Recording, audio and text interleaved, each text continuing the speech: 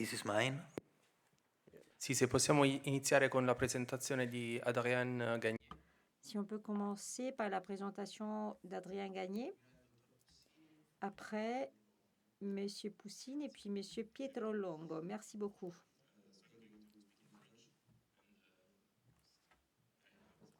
Je vais m'exprimer en français. J'espère que vous avez tous vos casques.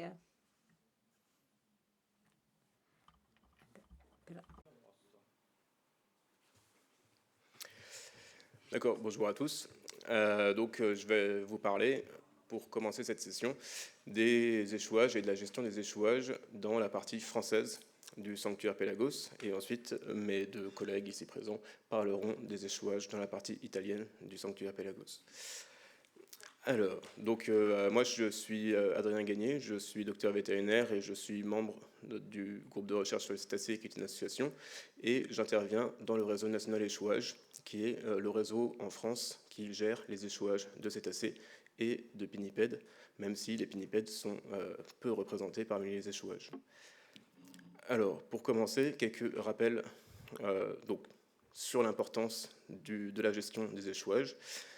Déjà, les échouages de cétacés, on va parler surtout des cétacés, on va laisser tomber un peu le phoque-moine cet après-midi. Les cétacés, lorsqu'ils sont encore vivants, présentent des problèmes pour la sécurité du grand public. En particulier, c'est des animaux qui sont puissants et qui, s'ils se sentent menacés d'une quelconque manière, ils peuvent ne pas comprendre que l'humain est là en paix, entre guillemets, et donc ils peuvent infliger des blessures. D'autre part, au niveau de la santé publique, les cétacés peuvent être porteurs de ce qu'on appelle des zoonoses, c'est-à-dire des pathogènes qui peuvent se transmettre soit de l'humain vers l'animal, soit de l'animal vers l'humain. Donc ça, c'est pour ce qui est santé publique. D'un point de vue scientifique, le monitoring, la surveillance de ces animaux échoués, de ces cétacés échoués, permet de produire des informations qui sont intéressantes vis-à-vis de ce qui se passe au large, en mer, ce à quoi on n'a pas accès directement, mais dont on peut avoir une image via les échouages, via l'étude des échouages, en particulier, par exemple, sur les populations qui se trouvent au large de nos côtes. Et enfin, les analyses qui peuvent être menées sur les cétacés échoués vont être intéressantes pour mieux comprendre leur écologie et, in fine, pour pouvoir mieux les protéger, en particulier dans une aire marine protégée comme l'est le sanctuaire Pélagos. Au niveau du contexte légal, donc le contexte légal, il varie évidemment entre Monaco, la France et l'Italie. Là, je vais faire une présentation très succincte du contexte légal qui est en France, et vous aurez le contexte légal italien par la suite, que moi-même je ne connais pas bien. En France, les cétacés et les mammifères marins sont protégés par un arrêté de 2011 qui fixe la liste des mammifères marins protégés sur le territoire national et les modalités de leur protection. En particulier, je ne vais pas vous faire tout le texte, mais les points les plus intéressants de ce texte sont que sont interdits la destruction intentionnelle, la mutilation, la capture, les prélèvements biologiques, la perturbation intentionnelle, y compris approcher les cétacés à moins de 100 mètres dans les aires marines protégées, donc par exemple Pélagos. Dans les eaux sous juridiction française de Pélagos, l'approche volontaire à moins de 100 mètres des cétacés est interdite. Ce texte interdit également la possession, le transport, la mise en vente de cétacés ou de prélèvements faits sur des cétacés ou de morceaux de cétacés, par exemple. Donc ça, c'est pour ce que les gens pourraient trouver éventuellement sur la plage. Et enfin, le texte interdit la destruction, l'altération ou la dégradation des sites de repos et de reproduction. Donc ça peut être valable pour des zones en mer ou également, puisqu'on a parlé du phoque ce matin, le texte, évidemment, introduit la dégradation des zones de repos pour un phoque-moine, par exemple. Donc voilà, donc ça, c'est prévu par cette loi de 2011. En parallèle, du coup, comme vous avez vu que le texte de 2011 interdit toute manipulation et tout prélèvement sur les cétacés, on a un décret qui a mis en application une dérogation qui était contenue dans le Code de l'environnement. Le Code de l'environnement, donc c'est un texte français, qui introduisait la possibilité de dérogation à la loi qu'on avait vue précédemment. Ensuite, il y a eu un décret pour appliquer cette loi. Le décret, il a établi que c'est l'Observatoire Pélagis de l'Université de La Rochelle, donc La Rochelle, c'est sur la façade atlantique en France, qui est établi comme le coordinateur scientifique national du réseau national échouage et qui a la possibilité de donner des dérogations à des gens qu'il forme. Et les gens qui sont ainsi formés et qui reçoivent cette dérogation ont ce qu'on appelle la carte verte. Donc là, c'est une carte qui est verte et dont je vous ai mis un exemple ici. Sur cette carte verte, il est rappelé les principaux points de la dérogation, en particulier sur le droit. Vous voyez en bas à droite de la présentation, il y a marqué que l'examen, le transport et le stockage temporaire d'une carcasse d'animal échoué est autorisé à la personne qui possède cette carte verte. Donc ça veut dire que, d'un point de vue tout à fait légal, si une personne du grand public transporte un cadavre de cétacé, ou touche un cadavre de cétacé, ou prélève des morceaux d'un cadavre de cétacé, la personne du grand public n'a pas le droit de le faire. Par contre, la personne qui a cette carte verte, par cette dérogation, a le droit de le faire. Donc ça, c'est ce qui définit les membres, ce qu'on appelle les correspondants du réseau national échouage en France. Par ailleurs, au niveau de l'arsenal législatif sur ce point, on a des lois qui ont été passées en 1996 et 2009 en particulier, qui définissent les modalités d'évacuation des carcasses du domaine public. Donc en particulier, le principe est que, d'après ces lois, les carcasses d'animaux sauvages qui sont récupérées sur le territoire public sont obligatoirement à faire équarrir par des sociétés d'équarrissage, et le ministère de l'Agriculture français a un partenariat avec cette société d'équarrissage qui fait que l'équarrissage doit être géré par la commune, mais la commune ne paye pas le coût de l'équarrissage. Le coût de l'équarrissage est directement facturé au ministère de l'Agriculture français. Donc voilà, donc ça c'est pour ce qui est des textes légaux, on va dire. Ces textes légaux, ils sont régulièrement rappelés par ce qu'on appelle des notes ministérielles ou des flashs ministériels qui s'adressent d'une part, qui sont produits par les ministères, qui s'adressent d'une part aux préfectures, d'autre part aux communes, de manière à leur rappeler quels sont l'état des lois et quelles sont leurs obligations, leurs responsabilités dans le cadre d'un cétacé échoué ou éventuellement d'un phoque échoué, même si les phoques échoués, on n'en a pour l'instant pas en Méditerranée française. Alors, au niveau de ce qui est marqué dans ces flashs ministériels dont je viens de vous expliquer l'existence, il est clairement établi 4 étapes dans ces flashs. C'est des étapes qui sont très simples, qui sont à destination des personnels des communes françaises, que ce soit à l'intérieur de Pélagos ou à l'extérieur, bien sûr. Il est clairement établi 4 étapes. La première étape, c'est la découverte. La découverte, une fois qu'un cadavre est découvert, que ce soit par un agent communal ou par du grand public qui prévient la commune, la première étape, c'est de reporter cette découverte, de transmettre la découverte, soit à l'Observatoire Pélagis, qui est coordinateur donc, du réseau national échouage à l'échelle nationale, soit à un membre, un correspondant, à une carte verte locale du RNE, qui ensuite lui-même va envoyer l'information à l'Observatoire Pélagis à La Rochelle, et la coordination de l'intervention va pouvoir se faire. Ensuite, on a la prise en compte de la santé publique et de la sécurité du public qui doivent se faire avant l'intervention de l'intervenant du réseau échouage, qui est à la charge de la commune. C'est la commune qui est responsable, puisque à partir du moment où un animal a été trouvé sur le sol d'une commune en France, c'est le maire qui devient propriétaire de l'animal. Donc c'est le maire qui doit faire en sorte que l'animal ne puisse pas, par exemple, blesser ses concitoyens ou contaminer, d'un point de vue bactériologique, ses concitoyens. Donc par exemple, il doit soit mettre en œuvre une zone d'exclusion, donc avec de la rubalise par exemple, ou des barrières pour faire en sorte que le public ne puisse pas aller manipuler l'animal échoué, soit enlever cet animal du domaine public, c'est-à-dire le mettre dans un centre technique municipal par exemple, à l'écart du public, de façon à ce qu'il ne puisse pas être touché. Ensuite, la commune a obligation de mettre à disposition cet animal aux membres du réseau échouage, aux cartes vertes, pendant une période qui n'est pas définie dans la loi, mais qui doit être raisonnable, c'est-à-dire par exemple 48 ou 72 heures ouvrées, c'est-à-dire le temps pour qu'une carte verte puisse aller examiner cet animal, que ce soit dans le centre technique ou éventuellement sur la plage. Et ensuite, une fois que c'est fait, comme je l'ai dit, l'évacuation de la carcasse par l'équarrissage est également sous la responsabilité de la commune. Donc voilà pour ces grandes étapes. D'un point de vue pratique, ces grandes étapes dont je vous ai parlé sont pour un cétacé échoué mort. Les cas particuliers sont évidemment dans le cas soit d'un cétacé qui serait mort mais qui serait encore à la dérive. Dans ce cas, Si le cétacé est par exemple à moins de 300 mètres des côtes, c'est-à-dire dans les eaux municipales, alors c'est plutôt la commune qui doit essayer de gérer l'animal de façon à ce que l'animal ne contamine pas les eaux de baignade, d'un point de vue santé publique. Ou alors, si l'animal est encore un peu au large, à plus de 300 mètres des côtes, c'est la préfecture maritime. Donc la préfecture maritime de Méditerranée, c'est l'autorité de l'État en mer au niveau Méditerranée en France. C'est la préfecture maritime qui a la charge de la gestion du cadavre. Par exemple, l'amener au large pour éviter qu'elle dérive vers les côtes, essayer de la faire couler, par exemple. On a des protocoles pour essayer de faire couler les carcasses de grands cétacés pour qu'on puisse étudier la décomposition naturelle de ces carcasses. Voilà, ça, c'est des choses qui sont mises en œuvre sous la responsabilité de la préfecture maritime en mer.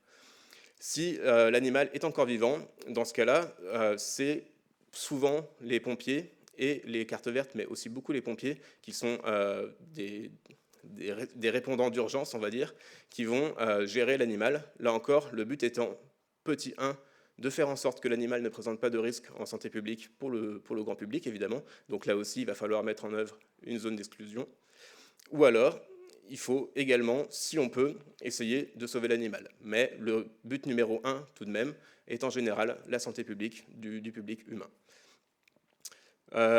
Cette gestion de la tranquillité de l'animal, elle est importante quand l'animal est encore vivant et encore en mer, parce que souvent il va y avoir du grand public qui va vouloir approcher, qui va vouloir nager, qui va vouloir aller en bateau vers le cétacé échoué, le cétacé en détresse. Et ce cétacé en détresse peut souffrir de cette trop grande proximité avec du grand public qui viendrait le voir, alors que déjà il est en mauvaise posture. Dans ce cas-là, c'est soit la commune, soit la préfecture maritime qui est en œuvre de faire respecter une zone de tranquillité, puisqu'on rappelle que la loi interdit l'approche à moins de 100 mètres. Donc, c'est la préfecture maritime, par exemple, qui doit faire en sorte que le cétacé ne soit pas embêté et qu'il puisse, si on ne le soigne pas, qu'il puisse au moins avoir ses chances de guérir lui-même sans être embêté par le public. Donc voilà, ça c'est à la charge de la préfecture maritime ou de la commune. Au niveau des cartes vertes dont je vous ai fait la présentation, il faut noter qu'elles peuvent être très variées. Ça peut être soit des bénévoles, soit des personnes salariées, qui peuvent être de structures comme des associations, par exemple, c'est mon cas par exemple, soit qui peuvent être des salariés de communes ou des salariés de parcs nationaux, d'aires marines protégées, ou alors d'universités ou de laboratoires vétérinaires. Ça peut être voilà, des profils très variés. D'un point de vue remarque pratique, on peut citer plusieurs habitudes locales, qui sont des habitudes prises au fur et à mesure des années, au fil du temps, mais qui n'ont pas de signification légale. La signification légale reste celle que je vous ai expliquée précédemment, avec la responsabilité sur les communes. Mais on a, par exemple, si je vous cite le cas du Var, dans le Var, c'est très souvent soit le parc national de Porquerolles qui prend en charge la gestion de l'animal, et donc pas les communes en elles-mêmes, soit les EPCI, c'est-à-dire les communautés de communes. Les communes sont réunies en lots de communes. Souvent, il y a 5, 6 ou 7 communes dans un EPCI. Et ces EPCI ont tendance à avoir au sein de leur propre staff des gens avec la carte verte qui vont prendre en charge l'animal directement au sein de la commune, donc non seulement au sein de la communauté de communes, pardon. Donc non seulement la communauté de communes sera en charge de gérer le cadavre avant et après l'intervention du réseau échouage, mais en plus la communauté de communes elle-même possède en son sein des membres du réseau échouage, donc elle peut gérer tout du début à la fin. Dans les Alpes-Maritimes, qui vont à peu près de l'Estérel jusqu'à Menton, donc c'est ce qui est juste à l'ouest des côtes italiennes, en général, ce sont les pompiers qui prennent en charge les animaux et qui amènent l'animal, le cadavre de l'animal, vers souvent le laboratoire vétérinaire départemental des Alpes-Maritimes. Dans ce cas-là, l'animal, le cadavre, plutôt que d'être sur une plage ou sur un terrain municipal dans des conditions qui ne sont pas très bonnes, il est amené par les pompiers qui rendent service, et on les remercie, merci à eux, il est amené au laboratoire vétérinaire départemental qui fournit la logistique pour que l'animal puisse être examiné dans des bonnes conditions, y compris s'il est un peu décomposé.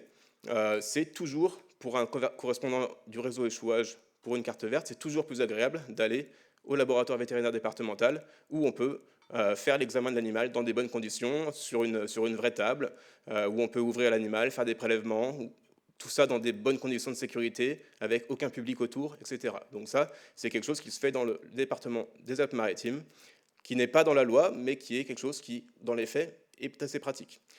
Toujours est-il que, voilà, comme je disais, la loi reste théoriquement applicable pour tout le monde. La loi nationale reste applicable pour tout le monde, c'est-à-dire que si, par exemple, on est dans un cas difficile, comme un gros animal, un cachalot, un rorqual, ou alors si on est dans une épidémie avec 10 ou 15 dauphins sur la même commune en 2 jours, eh ben, les pompiers, par exemple, ne pourront pas intervenir parce qu'ils ont d'autres choses à faire aussi. Et là, il faudra que la commune se rappelle que c'est quand même bien elle qui a la responsabilité légale. Donc voilà, ça c'est quelque chose à garder en tête. Et donc en particulier, pour un gros cétacé, c'est à la commune de vite communiquer avec la préfecture. Et la préfecture va pouvoir mettre en place une réquisition d'engins de travaux publics, par exemple, des tractopelles, des choses comme ça. La préfecture est en mesure de faire ça parce qu'elle va dire que c'est un événement exceptionnel. Donc la préfecture va pouvoir réquisitionner des tractopelles, mais pour ça, il faut que le réseau échouage et la commune les prévenus très rapidement pour que les choses puissent se faire de façon efficace. Au niveau des examens qui sont faits post-mortem sur les cétacés morts, c'est quelque chose qui est assez standardisé. Le minimum, c'est un examen externe avec des mesures. Les mesures, c'est des mesures très classiques qui sont exposées sur l'image. Un remplissage d'une fiche, c'est une fiche échouage qui est en haut à droite. Il y a la même pour les phoques, par exemple. Ici, c'est pour les dauphins. Celle-ci, c'est pour les dauphins, mais il y a la même pour les phoques. Et il y a un prélèvement de dents qui est fait. Le prélèvement de dents, il permet notamment de pouvoir déterminer l'âge de l'animal grâce à l'analyse des dents. C'est quelque chose qui doit être fait, évidemment, dans des bonnes conditions de sécurité et de santé, c'est-à-dire avec des équipements de protection individuelle. En particulier, bien sûr, les gants, éventuellement également une tenue adaptée et un masque, notamment si l'animal est vivant, pour éviter qu'il puisse projeter des pathogènes, par exemple, qui pourraient contaminer la personne qui s'en occupe, y compris la personne du réseau échouage. Elle n'est évidemment pas immune au problème, mais elle est normalement formée à savoir se protéger. Ce qui est intéressant au niveau des communes, et ce que les communes font de temps en temps, et ce qui est très pratique, c'est d'essayer de prendre des éléments de contexte vis-à-vis des premiers découvreurs, et de prendre des photographies également.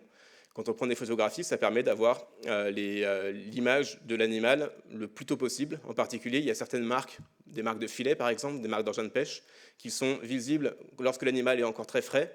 Et si on attend 24, 48 heures, 72 heures, les marques vont finir par être un peu difficiles à voir. Elles vont finir par être masquées par d'autres marques qui sont arrivées par la suite, etc. etc. Donc là, c'est une aide que les communes fournissent souvent et qui est très appréciable. La profondeur de l'investigation va varier en fonction de différents paramètres. Principalement, elle va varier selon la décomposition de l'animal. Là, par exemple, vous avez un animal en haut qui est un animal qu'on dit très frais. Donc c'est le stade de décomposition qu'on appelle décomposition 1. Sur cet animal, on pourrait faire tout ce que l'on veut en termes d'analyse et d'examen. Sur l'animal du bas, il a été trouvé le même jour, au même endroit, mais on voit que ça fait beaucoup plus longtemps qu'il était mort. Donc ça, c'est un animal qu'on dit en DCC4, c'est-à-dire très putréfié, sur lesquels on va pouvoir faire des mesures, une détermination d'espèce, une détermination du sexe, un prélèvement de dents, et en général, on va s'arrêter là parce que tout le reste est beaucoup trop décomposé pour qu'on puisse comprendre quoi que ce soit.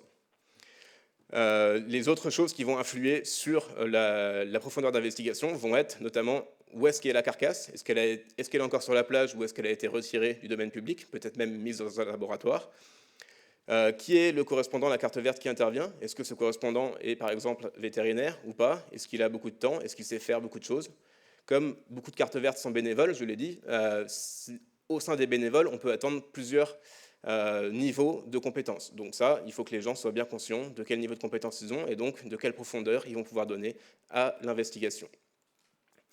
Il y a plusieurs niveaux d'examen, vous voyez, je vous ai mis soit juste l'externe, soit un externe plus interne partiel, soit externe et complet et interne complet, soit deux examens qui peuvent être faits par des vétérinaires, c'est-à-dire des nécropsies, qui va soit être macroscopique, donc sans analyse a posteriori, mais le vétérinaire va regarder tous les organes, soit une nécropsie qu'on dit complète, c'est-à-dire avec en plus plein de prélèvements et des analyses de laboratoire faites a posteriori. Les investigations donnent également lieu à la prise de prélèvement. Le protocole de prélèvement dépend en bonne partie de l'état de décomposition de l'animal. Un animal qui est très décomposé, je vous l'ai dit, ça va se limiter à un prélèvement de dents. Au niveau d'un animal qui serait on va dire, moins décomposés, on va pouvoir faire des protocoles un peu plus poussés, donc avec notamment des dents, bien sûr, toujours, mais aussi du lard, du muscle, l'estomac, pour étudier ce que l'animal a mangé, le foie, le rein, les gonades pour essayer de voir l'état reproductif de l'animal, etc. Et enfin, on a deux protocoles qui sont plus poussés, c'est ce qu'on appelle P3, P0 sur la diapo. Ce sont des protocoles qui vont pouvoir mener lieu à des analyses sur les causes de la mort. Il faut savoir que les deux premiers protocoles, très souvent, vous allez avoir par exemple des journalistes, etc., qui vont dire « Ah, des prélèvements ont été faits pour connaître la cause de la mort ». C'est ce qui va être marqué dans le journal. En réalité, non. En réalité, quand on fait des prélèvements sur des dents, du muscle, du lard, etc., ça ne va pas nous amener des informations sur la cause de la mort, mais ça va nous amener des informations sur l'écologie et la biologie de l'animal. Par exemple, sur qu'est-ce que l'animal a l'habitude de manger, est-ce que l'animal est très contaminé par du mercure, du plomb, etc., etc. Donc voilà, ça, c'est des analyses de routine dites environnementales et qui ne sont pas axées sur la cause de la mort. Il faut savoir que les protocoles complets sont très rarement faits en Méditerranée française parce que malheureusement, c'est des protocoles qui sont très demandants en termes de logistique et en termes de temps également du correspondant. Je vous ai dit, le correspondant, souvent, il est bénévole. Il n'a pas toujours la possibilité de passer plus d'une journée à travailler sur une nécropsie parce qu'il a souvent autre chose à faire. Donc voilà, ça c'est le revers de la médaille, entre guillemets, de travailler avec un réseau de correspondants souvent bénévoles. Un bref aperçu des échouages de cétacés dans la partie française du sanctuaire. Donc uniquement du coup l'est du département du Var, le département des Alpes-Maritimes et la Corse. Donc ça fait 3 départements et demi. Donc déjà, on note qu'il n'y a pas d'échouage de phoque-moine pour l'instant. On verra ce que l'avenir nous réserve. Ensuite, en moyenne, on a entre 40 et 60 échouages de cétacés par an dans cette partie française du sanctuaire, avec une minorité en Corse et une majorité en France continentale. Lorsqu'on regarde les différentes espèces qui sont échouées, on voit qu'il y a 8 espèces qui sont trouvées échouées, que ce soit en Corse ou en France continentale. Les deux majoritaires, très largement, sont les deux qui sont un petit peu à gauche. Là, c'est le Stennella et le Tursiops, donc le dauphin bleu et blanc et le grand dauphin. Ce qui est intéressant, c'est de voir que du coup, on a quand même 6 autres espèces qui sont moins trouvées, mais qui sont tout de même rencontrées de temps en temps. Donc ça, c'est à garder en tête. Et je vous ai dit tout à l'heure, au début, dans l'introduction, je vous ai dit que l'étude des échouages pouvait permettre d'avoir une idée du peuplement des cétacés au large des côtes avant qu'ils s'échouent, bien sûr, que c'était un proxy intéressant en termes d'acquisition de connaissances. Et donc là, on voit typiquement, par exemple, que apparemment, les deux espèces les plus échouées sont donc le Stennella et le Tursiops, mais que les rapports entre Stennella et Tursiops ne sont pas les mêmes. Vous voyez qu'au niveau du continent, on a plus de Stennella que de Tursiops, alors que le rapport est inversé au niveau de la Corse. Et ça, c'est en fait assez normal, puisqu'on sait, d'après les prospections qui ont également lieu en mer, que le cétacé largement le plus courant au niveau de la France continentale, au nord-ouest de la mer Ligure, donc c'est quelque chose qui ressemble un peu à ici, on sait que le cétacé le plus courant, c'est bien le Stennella. Alors que le Tursiops est également très courant en Corse, alors qu'il est assez rare au niveau des côtes françaises de Méditerranée continentale. Donc voilà, donc ça c'est quelque chose qui, au niveau de l'image du peuplement, c'est quelque chose que je vous avais entre guillemets promis en introduction, et c'est quelque chose qu'on peut effectivement voir juste en regardant les chiffres des échouages. Et les 6 espèces autres qui sont plus anecdotiques. 2 autres espèces ont été trouvées par ailleurs. C'est le Rorqual mésopointu et le mégaptère, la baleine à bosse, mais qui sont présents de manière très anecdotique et qui donc ne peuvent pas être considérés comme faisant partie du peuplement habituel du sanctuaire Pélagos. Si je prends juste uniquement dans le département des Alpes-Maritimes, dans lequel je travaille majoritairement, là, je vous ai mis les chiffres pour les 8 dernières années, de 2017 à 2025, donc les années récentes. Vous voyez que, là encore, ce que je vous ai dit se révèle valable, c'est-à-dire que de 2017 à 2025, il y a eu 68 Stennella et seulement 6 Tursiops, 2 Grampus et 1 Delphinus en autres cétacés. Donc le Stennella est bien très largement majoritaire, ce qui est par ailleurs révélé par les prospections en mer également, puisque les prospections en mer révèlent qu'il y a plusieurs dizaines de milliers de Stennella dans le sanctuaire Pélagos, alors que les autres cétacés sont présents à, on va dire, quelques milliers au maximum, voire souvent quelques centaines seulement. Donc voilà, c'est assez logique, et donc on voit que l'étude des échouages se révèle assez valable pour comprendre le peuplement des cétacés. Au niveau des causes de mortalité principales, ce qui est intéressant à voir, c'est qu'en été et en automne, on a plutôt une majorité de jeunes animaux, une majorité de nourrissons et de jeunes juvéniles. C'est parce que la reproduction et la mise bas a lieu en été. Donc du coup, forcément, les animaux qui vont avoir le plus tendance à mourir dans cette période un peu critique d'un point de vue développement des animaux, ce sont les nourrissons. Donc c'est assez logique. Ensuite, en hiver et au printemps, on va plutôt avoir une majorité d'animaux adultes, souvent un peu malades ou victimes de causes d'interaction, par exemple, avec les engins de pêche ou avec d'autres cétacés. Les causes de mort principales, à retenir plus ou moins en tête, c'est par exemple les jeunes qui perdent leur mère. C'est lorsqu'un jeune nourrisson perd sa mère, un animal de quelques semaines ou de quelques mois perd sa mère, s'il ne la retrouve pas rapidement et qu'il ne retrouve pas son groupe, il peut être amené facilement à nager vers la côte, plus ou moins au hasard, à être dénutri, à ne plus pouvoir retrouver son groupe, et donc pour finir à s'échouer, soit vivant très faible, soit déjà mort. Donc ça, c'est quelque chose qui apparaît souvent en été et en début d'automne, puisqu'il y a beaucoup de plaisance, et les plaisanciers ont tendance à déranger les animaux lorsqu'ils s'approchent sans faire attention et qu'ils ne respectent pas la loi, par ailleurs. Et donc, il peut y avoir des séparations mère-nourrisson qui mènent à des nourrissons qui s'échouent. Donc ça, c'est une cause qui est importante. Sinon, on a des delphinidés, souvent, donc grands dauphins et Stenella, qui vont être pris dans les engins de pêche. C'est une cause qui est classique également, qu'on retrouve en nécropsie. On a l'impact des sons, en l'occurrence surtout des sonars militaires, sur les ifus de Cuvier. C'est une cause de mort qui est classique, malheureusement, et qui reste classique, malgré nos efforts pour essayer de les faire diminuer, en particulier en discutant vis-à-vis de nos amis militaires.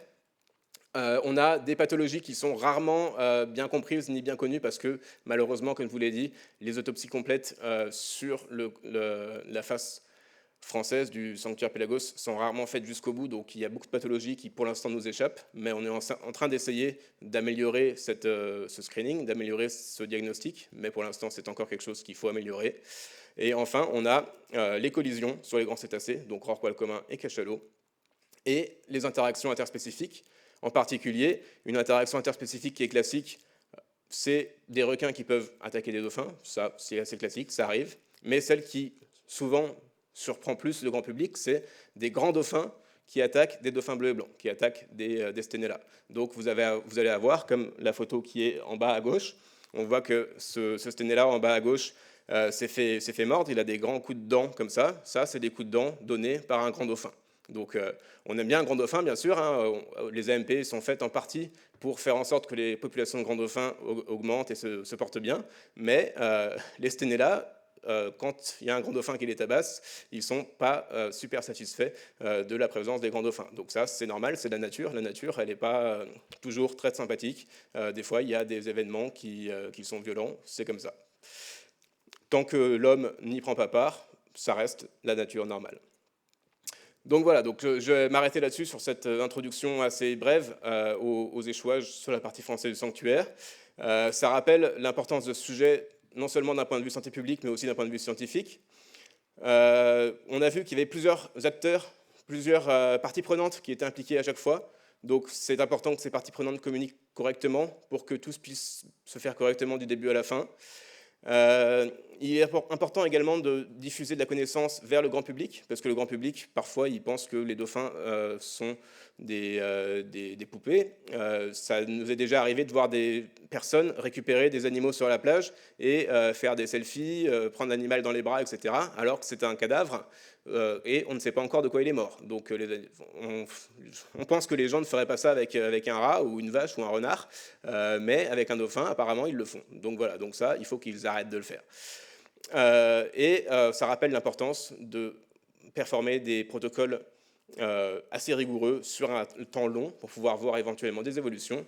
Et on sait au quotidien, au plus on en pratique, au plus on sait qu'il y a de la place pour l'amélioration, que ce soit de l'amélioration au niveau local ou de l'amélioration au niveau du sanctuaire, avec par exemple une meilleure coordination entre intervenants du niveau français, monégasque et italien, par exemple, c'est le but du sanctuaire, et là il y a beaucoup de place pour de l'amélioration. Voilà, je vais m'arrêter ici et je vais laisser la place à mes collègues italiens pour la suite de la présentation. Merci.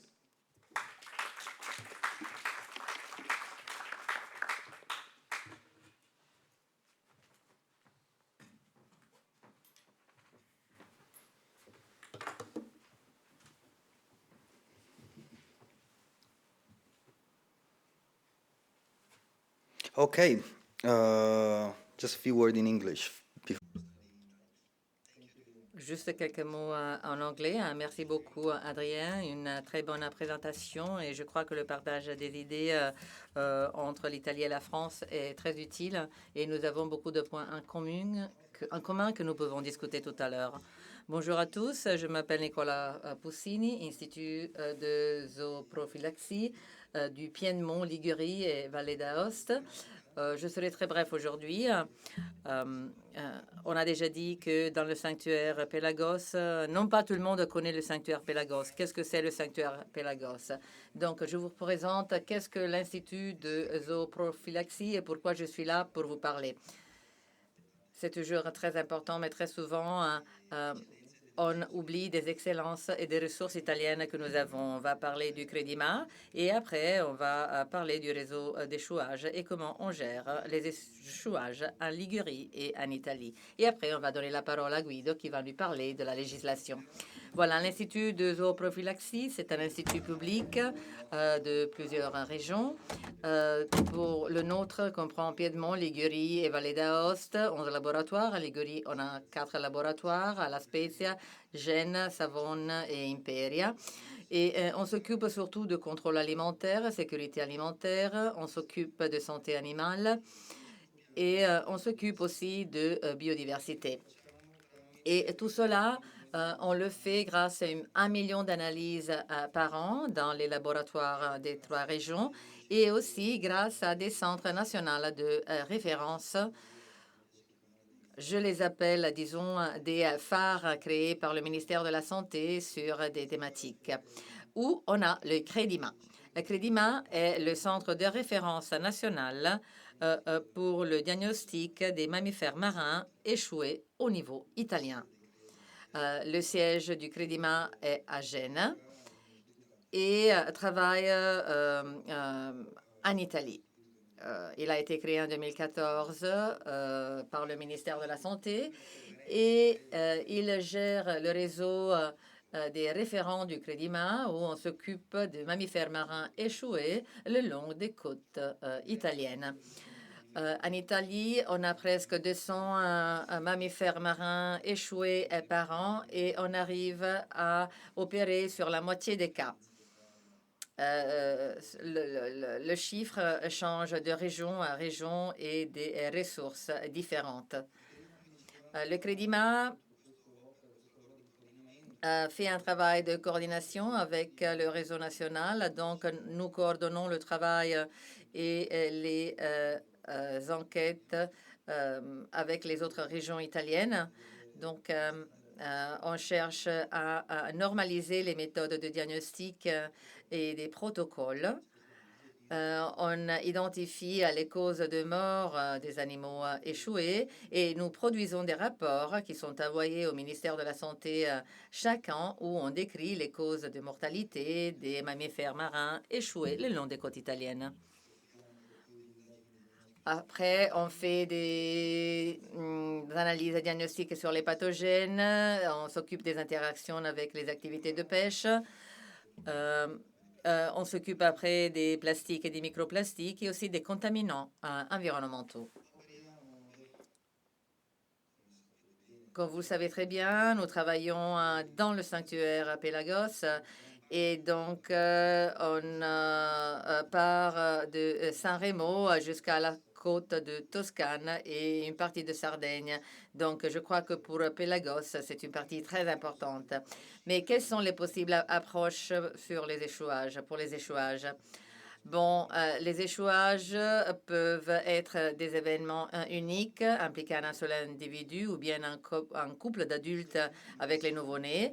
Des échouages de mages où il y a 2 ou plusieurs cétacés échoué. Donc, on n'a pas seulement un couple, mais plusieurs animaux dans une période limitée de temps, ou bien on a aussi des échouages atypiques, où on implique plusieurs espèces d'animaux dans une période de temps plus longue. Par exemple, là où on a des calamités naturelles ou bien des problèmes de bruit sous-marin, etc. En général, on peut avoir des échouages extraordinaires. Donc, d'habitude, le dauphin bleu et blanc ou bien le grand dauphin ou bien des événements extraordinaires.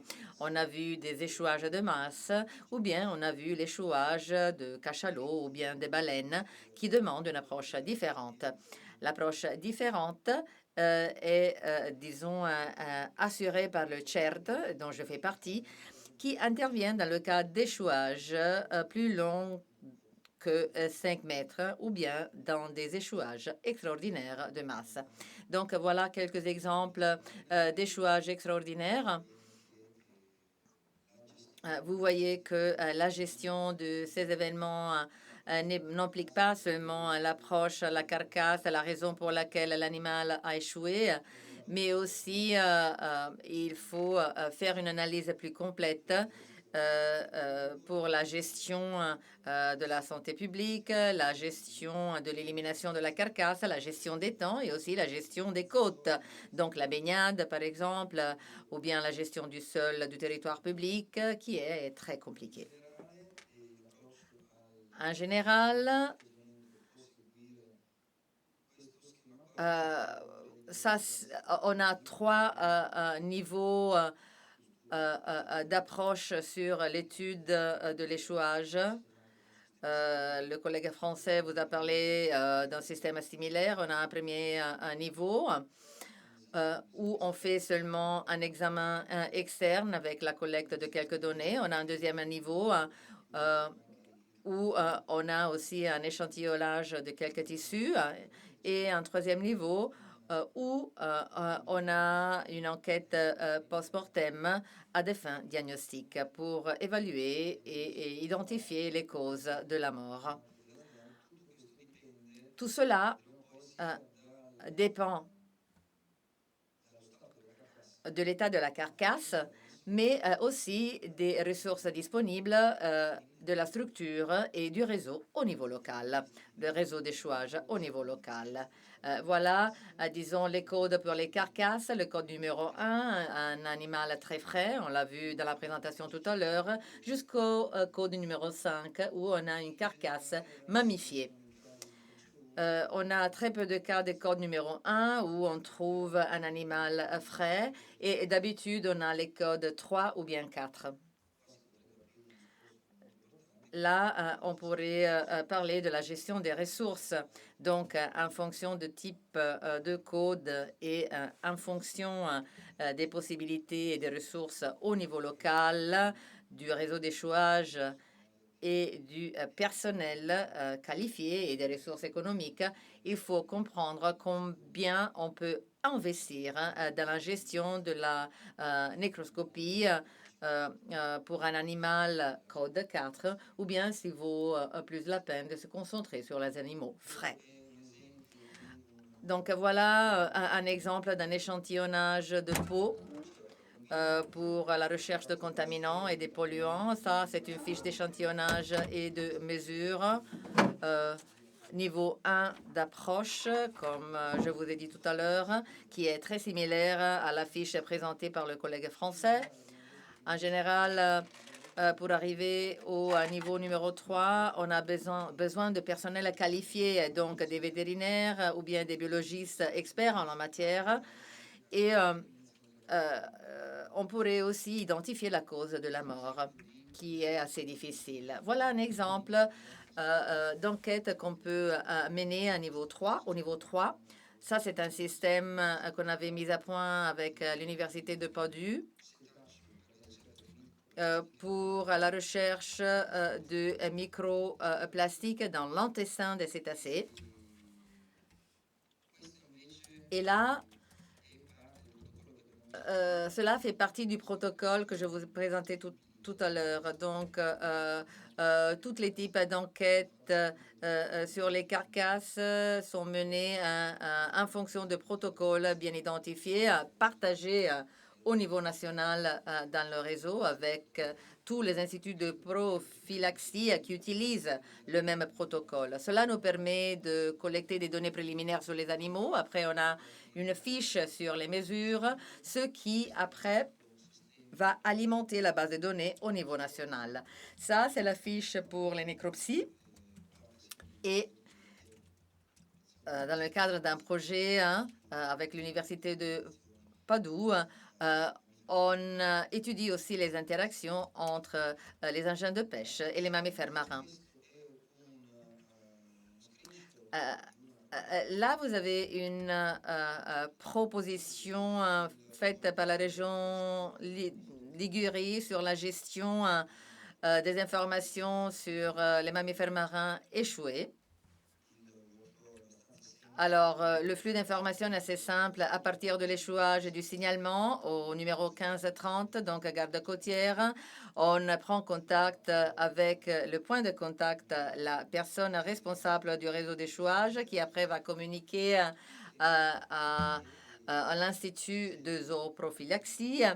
On fait une nécropsie et après, il y a l'élimination de la carcasse. Chez nous, si l'Institut de zooprophylaxie prend en charge une carcasse, les frais de l'élimination sont à la charge de l'Institut.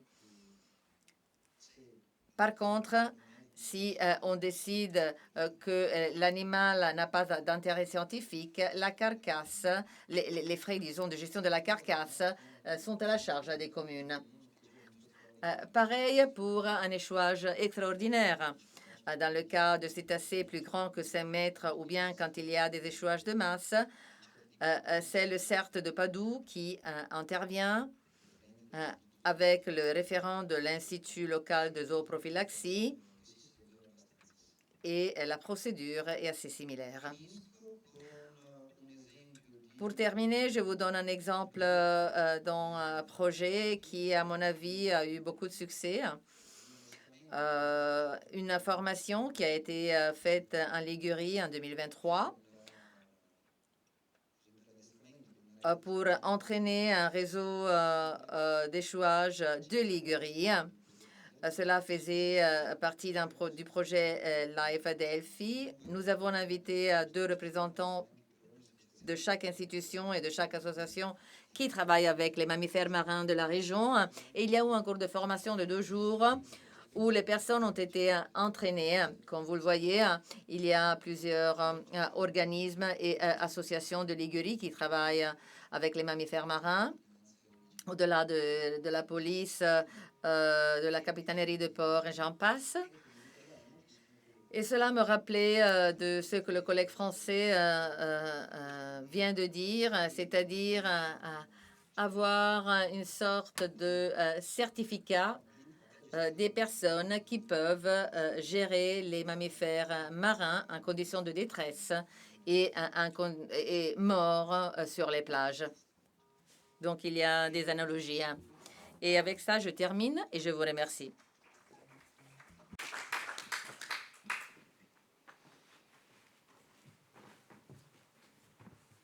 Bonsoir à tous. Je serai bref pour après laisser du temps pour le débat à la fin. Merci beaucoup au secrétariat Pelagos pour m'avoir invité et mes collègues qui ont parlé avant moi. Bon, je vais terminer et je vais expliquer d'où nous sommes partis pour parler d'échouage et où on veut arriver. Je vais vous expliquer la réglementation sur la gestion des échouages pour après animer le débat. Je m'appelle Guido Pietroluongo, je suis vétérinaire, je m'occupe d'animaux marins, je fais partie de l'Université de Padoue et du département de biomédecine comparée et alimentation. Nous sommes un groupe de recherche, c'est ASEAN Emergency Response Team, parce que, comme le collègue le disait tout à l'heure, on analyse les animaux marins sur la région de la Vénétie et on intervient au niveau national pour les échouages extraordinaires et les animaux de grande taille. Voilà, ça c'est ce que les gens pensent nous faisons d'habitude. Donc relâcher les animaux en mer, caresser les dauphins, mais la plupart des fois, comme quelques communes le savent très bien, nous travaillons dans ces conditions. On travaille sur le terrain, on travaille pour l'élimination des carcasses et nous travaillons dans notre département dans ces conditions.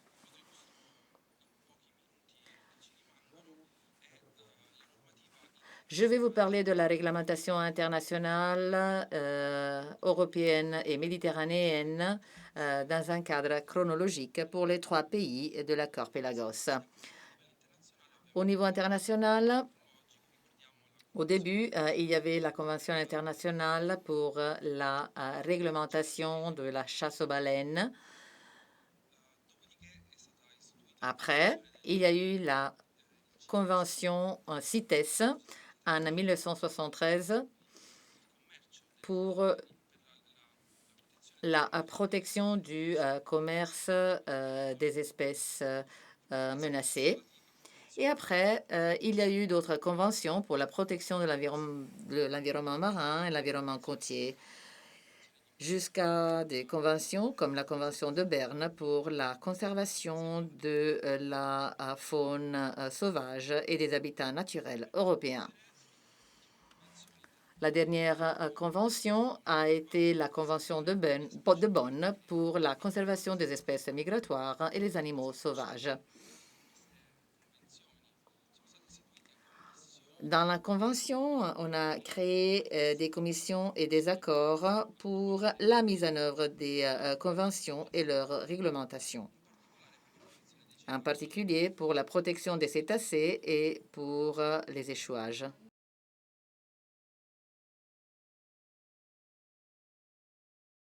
L'une des commissions qui travaille au niveau international est la Commission baleinière internationale qui s'occupe, qui répond et qui intervient sur les animaux ammêlés et en détresse et pour l'organisation de réseaux d'intervention au niveau national ou bien interrégional et pour la gestion des bateaux et pour développer des plans de conservation et de protection pour ces espèces. On a aussi l'accord ACOBAMS.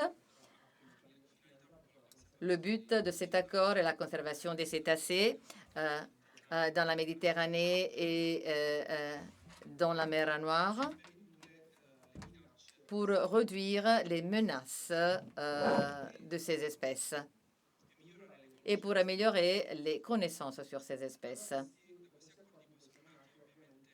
À partir de ces accords, au niveau local, on a sorti des directives et des règlements qui ont été mis en œuvre à plusieurs niveaux par les 3 pays de l'accord Pelagos. Il y a une très longue liste avec beaucoup d'annexes et avec beaucoup d'espèces. Là, nous avons un Sylvia du ministère de l'Environnement qui pourrait nous dire beaucoup de cela, mais je vais en citer juste quelques-unes. Là, vous avez la directive Habitat. C'est l'une des directives principales utilisées pour garder et pour promouvoir le maintien de la biodiversité. Cette directive réglemente et évalue l'impact des activités de pêche et promeut le suivi et la mise en œuvre de mesures pour protéger ces animaux. Après, on a le règlement du Conseil européen 2019-1241 pour la protection des écosystèmes marins grâce à des mesures techniques pour réduire la capture accidentelle des cétacés par des engins de pêche. On a après d'autres réglementations pour protéger et mettre en œuvre la collecte, la gestion et l'usage des données, surtout pour la pêche qui a une thématique assez commune au niveau européen parce que c'est une façon pour comprendre l'impact de ces activités sur les espèces. Et après, on a la directive marine, de la stratégie marine, dont le but est d'établir un bon état écologique. Qu'est-ce que cela signifie et qu'est-ce qui s'est passé? Alors, tous ces accords, toutes ces commissions ont été adoptés au niveau national, dans la législation et dans la réglementation nationale. Et là, je vous montre quand on a signé les accords. Dans ce cas, l'accord à Cobams, quand il a été ratifié au niveau national et quand il est entré en vigueur dans les 3 pays de l'accord Pelagos.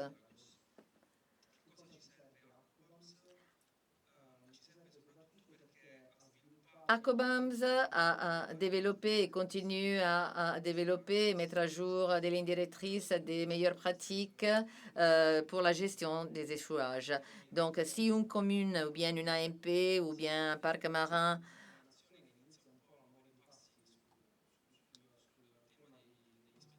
veulent commencer à travailler sur les échouages des cétacés et veulent commencer à entamer un suivi et un contrôle de ces animaux, Cobams donne toute une série d'outils qui peuvent être mis en œuvre au niveau national et après adaptés au contexte local.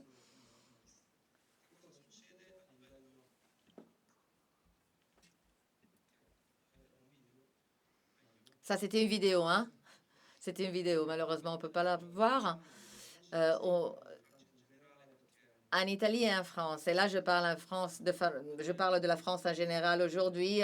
J'ai beaucoup parlé avec Adrien pour chercher à obtenir des résultats sur le sanctuaire Pelagos. L'Italie a commencé le suivi en 1986 et jusqu'à maintenant, on a eu 6393 échouages. La France a commencé un petit peu plus à l'avance avec 2964 échouages enregistrés jusqu'à maintenant.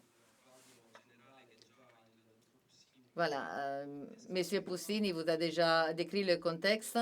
En Italie, nous avons le ministère de l'Environnement et le ministère de la Santé qui, avec d'autres parties prenantes, gèrent les échouages au niveau national, régional et local. Pour ce qui est du sanctuaire Pelagos, Monsieur Poussini vous a parlé des résultats d'une étude récente. J'en profite pour vous présenter des résultats d'une étude très récente menée cette année qui montre que le suivi des impacts anthropiques dans la période 2020-2022 a impliqué le réseau échouage au niveau national, donc régional, CERT et Credima.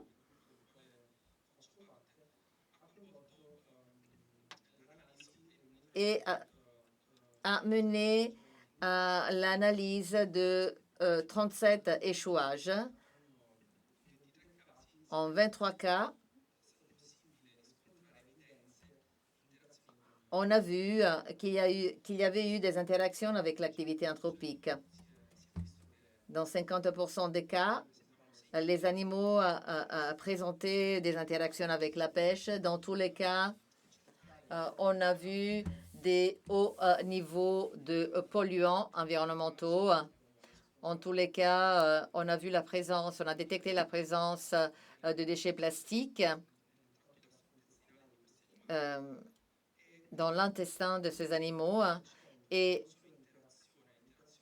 l'interaction est l'évidence d'un contact entre l'animal et l'activité anthropique. Après, il faut voir si cette activité mène à la mort de l'animal. Et dans ce cas-là, dans 21% des cas, des échouages, des morts est causé par des activités anthropiques. Pour le reste, c'est des causes naturelles ou bien des causes inconnues. La mise en œuvre de protocoles normalisés est une approche interdisciplinaire et c'est une approche gagnante parce que nous fait comprendre ce qui se passe. Pour ce qui est des données,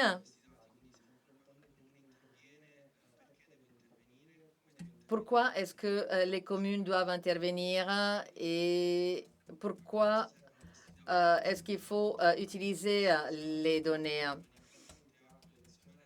Par le passé, les scientifiques collectaient beaucoup de données. Aujourd'hui, ces données peuvent être utilisées pour des politiques de conservation. En France, il y a ce réseau français pour la conservation des données qui produit tous les ans des rapports sur les échouages et les causes d'échouage. Pour ce qui est du sanctuaire Pélagos et la Méditerranée, il y a une base de données de la région qui collecte ces données. On devrait être obligé à partager ces données, mais cela n'est pas toujours le cas. Donc, cela nous fait comprendre qu'on pourrait, disons, comprendre mieux ce qui se passe dans nos mers. Pourquoi est-ce que ces données sont utilisées? Comment est-ce qu'on peut intervenir? À quel niveau? Un animal frais est un animal qui nous donne l'opportunité de comprendre beaucoup plus de choses par rapport à un animal non frais. Mais j'invite les communes à utiliser ces protocoles. Je sais que les communes Pélagos répondent toujours très rapidement aux échouages pendant la saison estivale et pendant la saison hivernale. Le bassin méditerranéen peuplé de ces animaux, même pendant l'hiver. Il faut bien comprendre que l'élimination de la carcasse immédiate peut nous faire perdre des données importantes qui pourraient nous permettre de comprendre ce qui se passe. Bref, une nécroscopie complète nous fait bien comprendre la situation, mais avoir seulement la photo et le lieu d'échouage de l'animal est déjà une donnée assez importante. Et pour les communes, il est important de nous donner ces données. En Italie, il y a un flux bien géré. Aujourd'hui, ce matin, quand on parlait du phoque moine, je crois que la garde côtière est toujours le premier contact en cas d'urgence, parce qu'au niveau logistique, la garde côtière peut répondre très rapidement avec ses moyens et peut soutenir aussi les autres intervenants. Donc, il y a plusieurs niveaux d'intervention. Et il ne faut pas forcément arriver au niveau numéro 3, même au niveau 2, il est très important d'intervenir.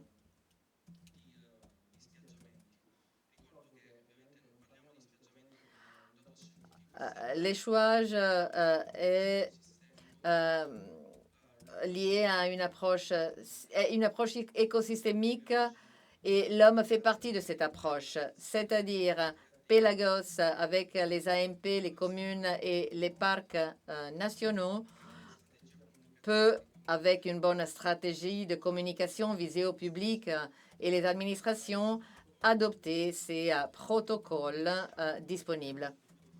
On peut continuer cette formation. Aujourd'hui, nous avons fait une formation d'1 heure, mais on peut entrer plus en détail et on peut donner tous les outils de gestion et les outils de logistique pour collaborer et gérer au mieux ce type d'intervention sur l'animal vivant et sur l'animal mort. Et on peut bien soutenir les politiques de conservation. L'Italie a été sanctionnée pour une infraction sur les captures accidentales, sur le bycatch. Et ce genre de données liées aux échouages, c'est des données en fait stratégiques pour les utiliser à des buts de conservation. Donc, la contribution de nous tous est primordiale pour gérer au mieux les interventions. J'ai terminé et je veux terminer avec 2 messages, qui est le message de l'Université de Padoue.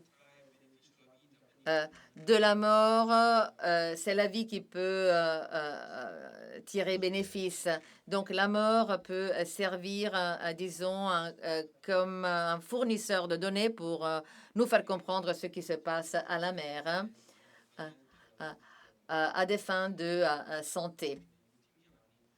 One Health, c'est ça le motto. Nous faisons tous partie du même écosystème et il faut bien comprendre ce qui se passe à mer parce que cela est directement lié à nous tous.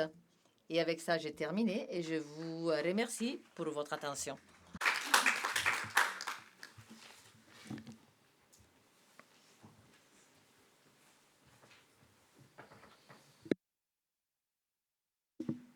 Grazie mille. Merci beaucoup. Merci à vous tous. Merci à tous les 3 pour ces allocutions vraiment très intéressantes. Et pour ce qui est de Pélagos, je vous confirme en fait qu'on avait prévu pour ces bienniums de travail, qu'en fait c'est une activité qu'on va reporter donc à la prochaine période, une pratique d'échange de bonnes pratiques entre les 2 réseaux d'échouage, donc le réseau français et le réseau italien. Donc, au-delà de la formation, on va aussi franchir cette première étape pour favoriser l'échange entre les 2 réseaux d'échouage, pour voir quelles sont les procédures adoptées en France et en Italie, et donc pour après faire la part des choses et voir si on pourra à l'avenir collaborer de façon efficace à partir du prochain biennium. Et donc, on pourra réaliser cette activité de change lors du prochain biennium. On avait prévu ça pour le dernier biennium, mais en fait, on n'a pas réussi, donc on a reporté cette activité. Et puis aussi, je voudrais dire combien, donc, du point de vue de l'enchevêtrement de les filets, l'accord a fait une formation en fait, qui vient de la Commission baleinière internationale et dont les partisans sont aussi, donc, et dont les participants ont été accueillis à Gênes il y a 2 ans déjà. Et voilà, merci, grâce aussi à la contribution volontaire de l'Italie, ainsi que des capitaineries de port de la Sardaigne, de la Toscane, de la Ligurie et de la France.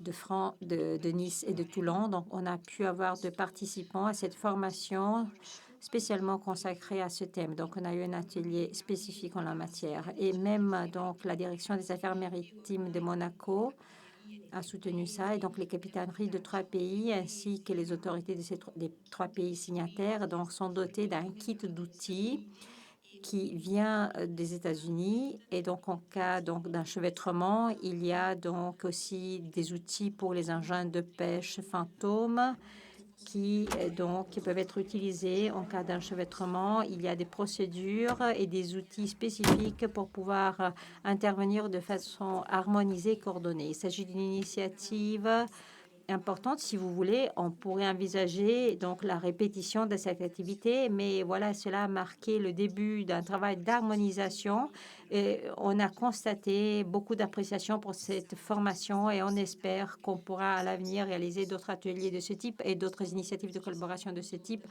Je pense qu'il y a encore beaucoup à faire pour voilà, améliorer et augmenter l'harmonisation sur les terrains de façon concrète. Et donc, on va se revoir bientôt. Et donc, on est content de pouvoir compter sur votre support, soutien et disponibilité. Je ne sais pas s'il y a des questions de la part des représentants des communes qui sont présents dans la salle.